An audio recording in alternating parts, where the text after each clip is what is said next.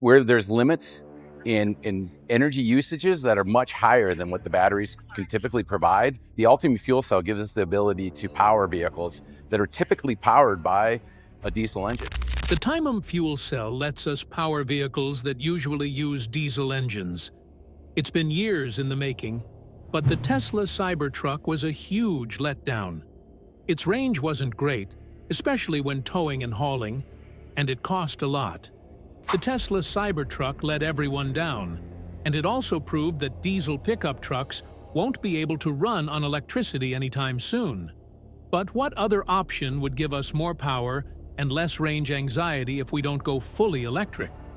What could bring us one step closer to carbon neutrality? Hydrogen seems to be the answer, and recently, more than a few car companies have started making hydrogen pickup trucks. Toyota was the first company that most of you have heard of that has played with hydrogen. Most likely, you've heard of Toyota after the first and second generation Mirai showed everyone the pros and cons of going fuel efficient.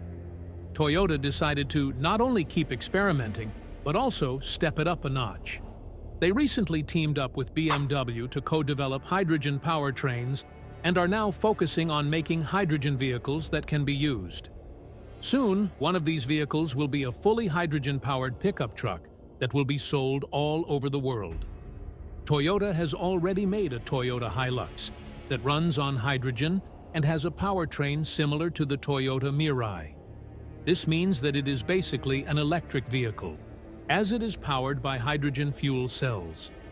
The truck has 182 horsepower and about 220 pound-feet of torque, which may not seem like much compared to the Cybertruck, but it is still better than the four-cylinder previous generation Tacoma in both categories. And this is just a mid-size pickup truck. It's not even a Cybertruck competitor. That being said, the Hux isn't available in the US and probably won't be here anytime soon. But that doesn't mean we won't get a hydrogen truck close by. Toyota is planning to release a hydrogen-powered pickup truck.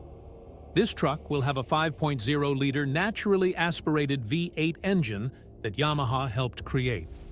This engine, which comes from the Lexus RCF, is one of the most important developments in the world of zero-emission pickup trucks. It has a lot of power and torque, and is very reliable. This power plant is the most likely to show up in the United States. It will almost certainly be put on a full-size pickup truck, because it would be a good way to get V8 fans excited about the future and move us closer to a future with no emissions at all.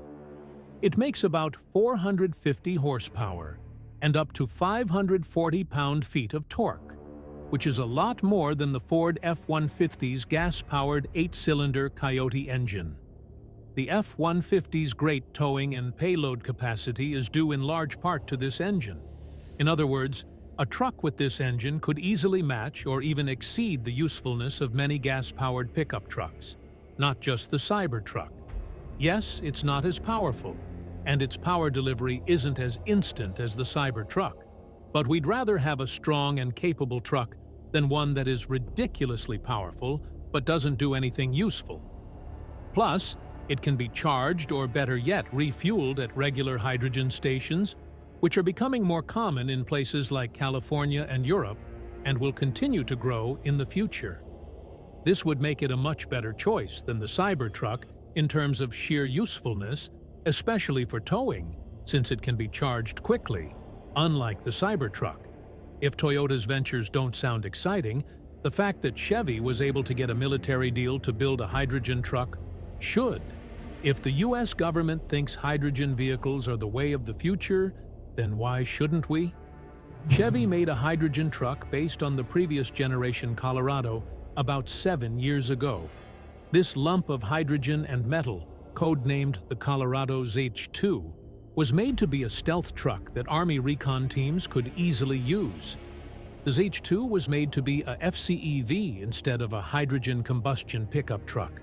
This was done to make it much quieter, which was the main reason the US military wanted to buy one. Today, with so many electric cars on the road, this 180 horsepower truck might not seem necessary. But it still makes sense because hydrogen is a lot like JP8, a fuel used in trucks, turbines, and engines, and it can be turned into hydrogen.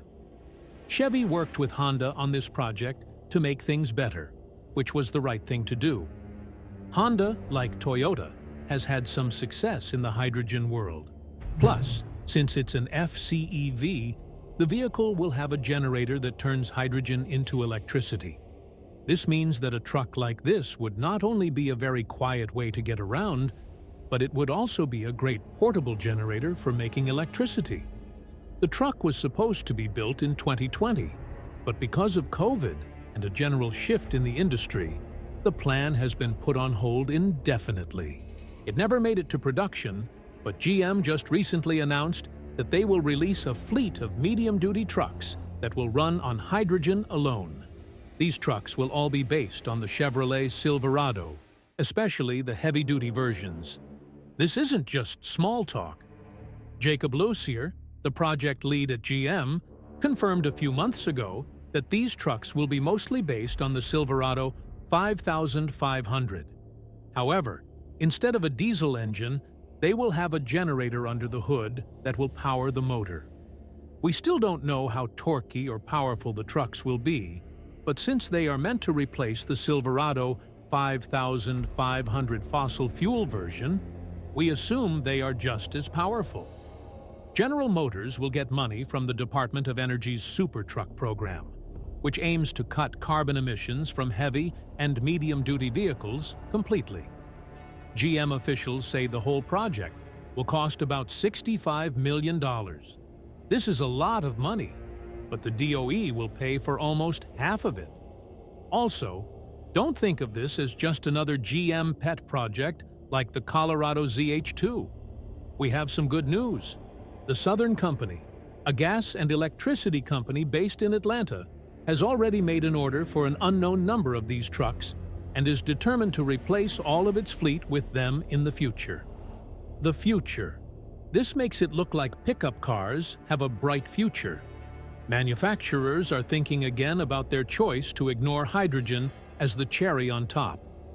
Government has already proposed new tax rules that will make it cheaper to make alternatives to fossil fuels, with hydrogen being the most important. The biggest problem with hydrogen right now is refueling infrastructure, but this will get better as technology advances. For example, chargers for electric vehicles were hard to find at first but are now pretty common. On the other hand, a hydrogen pump wouldn't be as easy to crowd, because refueling will take the same amount of time as refueling a regular vehicle. Does this mean that all vehicles will use hydrogen? No, not really. Electric cars are still much better than hydrogen because of their power. Hydrogen's energy content by volume is pretty low, which makes it hard to store because it needs high pressures, low temperatures, or chemical processes to be kept compactly until it is ready to be used. It's easier to solve this problem with big pickup trucks and heavy-duty vehicles, but it's much harder to do with smaller vehicles. People have tried using ammonia as a container for hydrogen and then quickly separating the hydrogen from it before putting it into an internal combustion engine. Toyota is working with the Chinese GAC to make this happen, but it's hard to do and gives off a lot of NO2 gases, which is one of the main reasons we're giving up diesel. To make matters worse, ammonia gives off more NO2 than black fuel, which doesn't sound like the future at all. Also, making hydrogen is a problem. Hydrogen is the most common element in the world, but it's not found very often. You'll never find it by itself. It's always part of a complex that needs to be broken down first. Hydrogen is still mostly made from fossil fuels, which takes away the zero emissions part of using hydrogen. However, electric power is also mostly made from fossil fuels, but it is more developed and has a higher level of power.